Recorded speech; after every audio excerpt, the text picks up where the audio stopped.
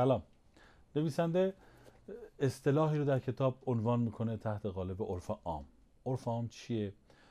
عرف عام به تمام تفکرات، باورها و سبک زندگی مردم جامعه که گاه هم میتونه درست باشه و غلط اشاره داره.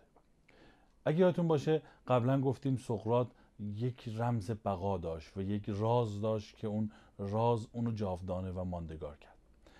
راز سقراط کلمه‌ای بود به نام چرا یا چرایی که سقراط این کلمه رو در ابتدای تمام اتفاقات و باورهای مردم جامعه قرار میداد. سقراط پیرمرد ژنده پوشی بود که در بین افراد جامعه راه میرفت و تمام عرف عامی حاکم بر مردم جامعهش رو به چرایی میکشید و چرا رو برای تمام اتفاقات به کار میبرد. روزتون خوش.